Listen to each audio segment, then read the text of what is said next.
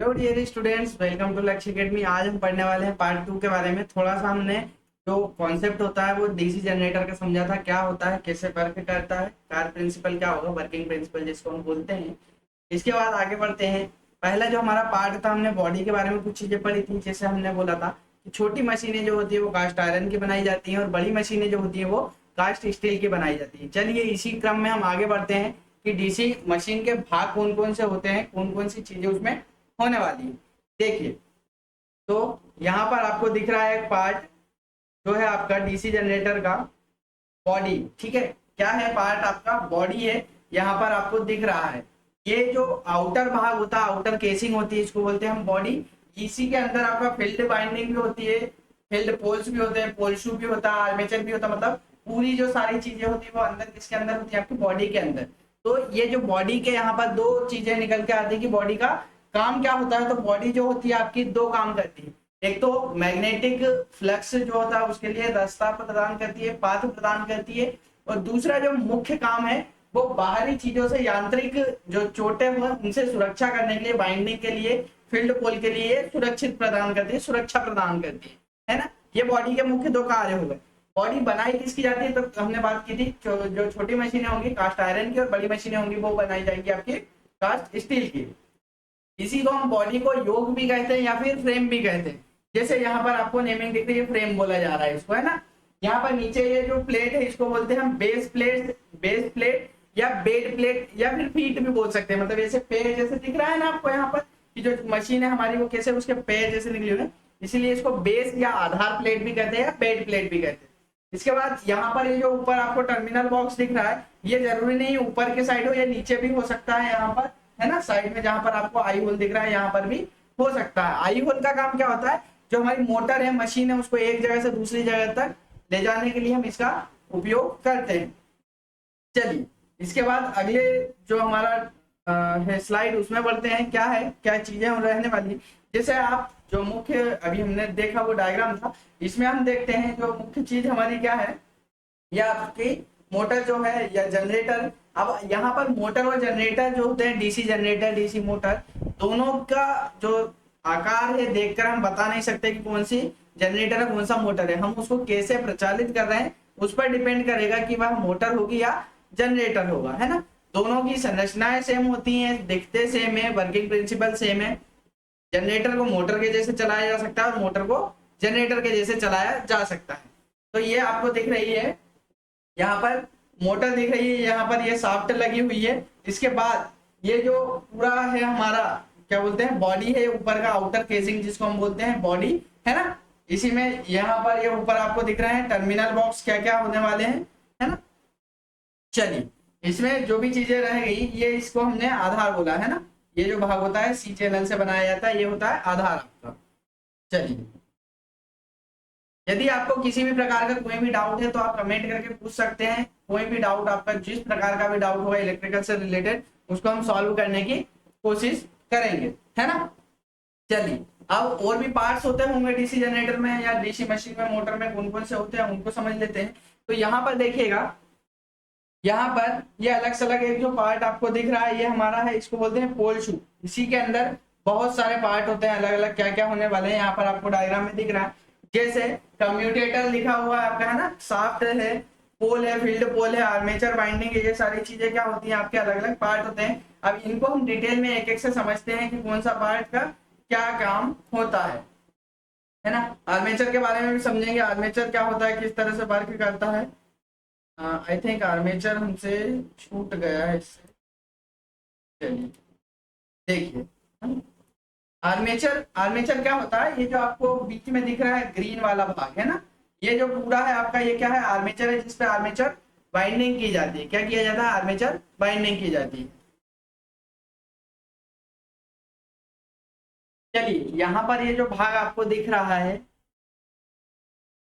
ना, आपको ये जो ग्रीन वाला भाग दिख रहा है इसको हम बोलते हैं आर्मेचर। इसी के बाद ये फीट दिख रहा है या फिर स्टैंड, या फिर इसी को हम बोलते हैं लेग भी कहते हैं, है ना। फील्ड वाइंडिंग जो होती है आपकी फील्ड पोल पर की जाती है, कैसे की जाएगी उसको हम समझेंगे। फील्ड वाइंडिंग दो टाइप की होती है, सीरीज फील्ड वाइंडिंग और शंट फील्ड वाइंडिंग। उनको आगे हम समझते हैं जो जनरेटर के टाइप में आती है, कौन कौन से टाइप की आती है उसको भी समझेंगे, है ना। आप शाफ्ट देख पा रहे हैं, पोल शू देख पा रहे हैं और पोल देख पा रहे हैं, फील्ड पोल। तो यहाँ पर, ठीक है, यहाँ पर आप जो देख पा रहे हैं ये है फील्ड पोल, इसी को हम क्या कहते हैं, फील्ड पोल कहते हैं। और ये जो भाग इतना देख पा रहे हैं, ठीक है, ये इतना इतना भाग जो है इसको बोलते हैं पोल शू। ये क्या करता है, ये बाइंडिंग को, ये जो आपकी बाइंडिंग होती है उसको संभाल कर रखने का काम करता है, मतलब बाहर ना निकले आपकी बाइंडिंग। और दूसरा काम ये होता है चुंबकीय पथ का मार्ग पूर्ण करना, है ना, चुंबकीय पाथ कंप्लीट करना, है ना। चलिए इसके बाद देखते हैं अगला क्या है हमारा, डीसी जनरेटर के प्रकार कौन कौन से होते हैं, है ना। डीसी जनरेटर के प्रकार कौन कौन से होते हैं उसको समझ लेते हैं, कितने प्रकार का डीसी जनरेटर होता है। तो मेनली जो जनरेटर होते हैं आपके, तीन प्रकार के होते हैं। पहला होता है सेपरेटली एक्साइटेड जनरेटर, इसमें जो चुंबकीय वाहक बल बनाने के लिए, चुंबकीय क्षेत्र उत्पन्न करने के लिए हम क्या कहते हैं, बाहर से किसी डीसी सोर्स की आवश्यकता होती है, बाहर से किसी डीसी सोर्स को देते हैं। या तो आप बैटरी का उपयोग कर सकते हैं या फिर दूसरे जनरेटर का यूज कर सकते हैं, है ना। आपके पास डीसी सप्लाई उपस्थित होना चाहिए।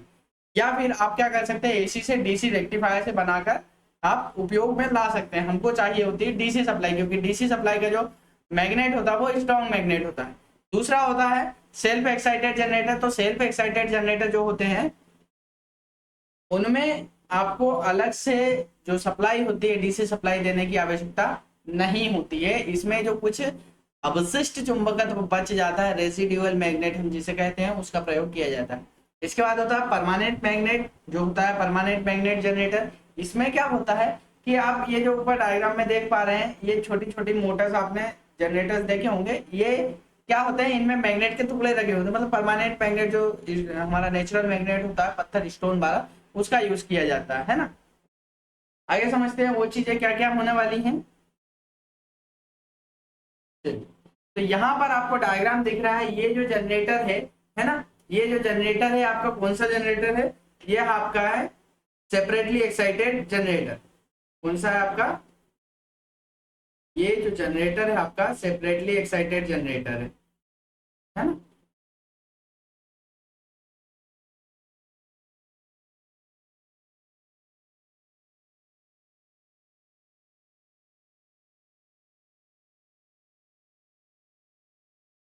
देखिए इसमें क्या है, सेपरेटली एक्साइटेड जनरेटर में आपके यहाँ पर आपको डीसी सप्लाई जो इधर हमारी है ये अलग से दी गई है, फील्ड वाइंडिंग, है ना। डीसी सप्लाई जो है क्या है, फील्ड वाइंडिंग को अलग से दी गई है। आर्मेचर जो है हमारा लोड के श्रेणी क्रम में जुड़ा हुआ है, इसके लिए हमने देखिए जो फील्ड वाइंडिंग, इसमें हमें क्या चाहिए रहेगा, मैग्नेट चाहिए रहेगा। तो हम क्या करते हैं, मैग्नेट के लिए हम इसको बाहर से डीसी सप्लाई सोर्स की जो होती है वो सप्लाई देते हैं। इसके बाद होता है हमारा सेल्फ एक्साइटेड जनरेटर। तो आप इसमें देख पा रहे हैं अलग से हमने कोई भी डीसी सप्लाई सोर्स नहीं दिया, इसमें हमको प्लस माइनस जो हमारे आउटपुट टर्मिनल है वह मिले डायरेक्ट। हमको क्या करना है, हमको सिर्फ जो हमारा आर्मेचर है उसको घुमाना है, गतिमान करना है, किसी भी यांत्रिक रूप से, किसी भी यांत्रिक ऊर्जा से हमको उसे घुमाना रहेगा, है ना। या फिर डीजल चालित इंजन हो सकता है, जल टरबाइन चालित हो सकता है, या फिर बाष्प टरबाइन चालित आपका जनरेटर हो सकता है।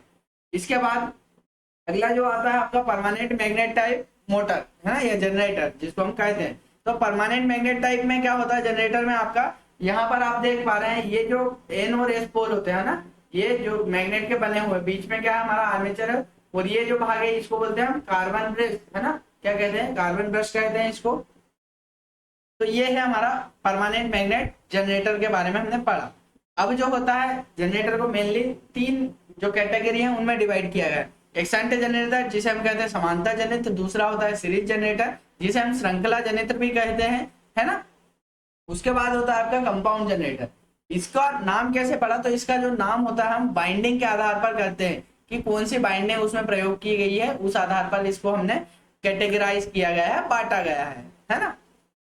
चलिए अब शंट जनित्र जो हमारा होता है जिसको हम बोलते हैं समानांतर जनित्र, इसमें क्या होता है, समांतर जनित्र जो होता है आपका, इसकी जो बाइंडिंग होती है आर्मेचर के साथ, तो जो आपका लोड होगा वो सब क्या होंगे, पैरेलल में कनेक्ट होंगे। जैसे यहाँ पर आप देख पा रहे हैं ये जो फील्ड वाइंडिंग है ना, ये जो फील्ड वाइंडिंग है इसमें क्या है आपका, और आर्मेचर के साथ ये क्या है, समांतर में लगी हुई है ना। ये दोनों टर्मिनल दिख रहे हैं आपको, ये दोनों पैरेलल में लगे हुए हैं ना, और आपका जो लोड भी है ये भी क्या है, पैरेलल में लगा हुआ है ना। तो इसीलिए इसको हम कहते हैं समांतर जनरेटर या शंट जनरेटर जिसको कहते हैं। अब इसकी जो फील्ड वाइंडिंग होती है करते कैसे हैं, किस टाइप से करते हैं, तो फील्ड वाइंडिंग जो होती है, शंट फील्ड वाइंडिंग जो होती है पतले तार की तथा ज्यादा टर्न की बनाई जाती है ना। क्या होता है, तार जिसका जो पतले तार टर्निंग हम देंगे वो कैसा होगा, पतला तार का उपयोग करेंगे और इसमें टर्न्स की संख्या क्या होगी, अधिक होगी, है ना। चलिए इसके बाद अगला जो हमारा जनरेटर होता है वह होता है श्रृंखला जनरेटर या फिर इसी को हम कहते हैं सीरीज जनरेटर। क्या कहते हैं, इसी को हम सीरीज जनरेटर कहते हैं। सीरीज जनरेटर जो होता है इसमें क्या होता है, आपकी जो फील्ड वाइंडिंग होती है, हमारी फील्ड वाइंडिंग जो होगी वो क्या होगी, आपकी लगी हुई होगी किसमें, सीरीज में लगी होगी आपके आर्मेचर के, जैसा कि आप यहाँ पर डायग्राम में देख पा रहे हैं किस तरह से लगी हुई है आपकी बाइंडिंग, सीरीज में लगी हुई है आर्मेचर के। मतलब आर्मेचर, लोड और आपकी फील्ड वाइंडिंग तीनों क्या होती है, श्रेणी क्रम में लगे हुए होते हैं, है ना। अब जो हमारी सीरीज वाइंडिंग होती है वो कैसे की जाती है, तो सीरीज वाइंडिंग जो होती है आपकी मोटे तार तथा कम लपेट की बनाई जाती है। क्या होता है, मोटे तार तथा कम टर्न की बनाई जाती है, जिससे क्या हो, अधिकतम धारा बह सके। क्या हो, जिससे हो आपका अधिकतम धारा का इसमें प्रवाह हो सके। हमारा जो आर्मेचर होता है डीसी शंट जनरेटर का या सीरीज जनरेटर का, उसमें क्या होता है, आर्मेचर का जो प्रतिरोध होता है वो 1 ओम माना जाता है या 1 ओम से भी कम होना चाहिए आपका आर्मेचर का जो प्रतिरोध होता है, रेजिस्टेंस होता है ना। इसके बाद आता है कंपाउंड जनरेटर जिसको बोलते हैं यौगिक जनरेटर। कंपाउंड जनरेटर में क्या होता है, इसमें सीरीज और शंट फील्ड दोनों वाइंडिंग होती हैं। अब इसमें भी अलग अलग टाइप होते हैं, long shunt generator, short shunt generator, है ना, और differential generator, compound cumulative compound generator, इनके बारे में भी अलग अलग चीजें हम पढ़ेंगे। तो देखिए ये जो कंपाउंड जनरेटर है इसमें आप देख पा रहे हैं सीरीज फील्ड वाइंडिंग है आर्मेचर के श्रेणी क्रम में। इसके बाद क्या आपके पास शंट फील्ड वाइंडिंग भी लगी हुई है ना। तो जिसमें सीरीज वाइंडिंग और शंट वाइंडिंग दोनों का यूज किया जाएगा वो कौन सा जनरेटर होगा, आपका कंपाउंड जनरेटर होगा। इनका कहाँ कहाँ पर उपयोग करते हैं वह भी चीजें सब अलग अलग होती है। चलिए आज के लिए इतना ही, मिलते हैं अगले वीडियो में आपसे। वीडियो अगर आपको अच्छा लगा तो वीडियो को लाइक करें, चैनल को पहली बार विजिट करें तो चैनल को सब्सक्राइब कर लें।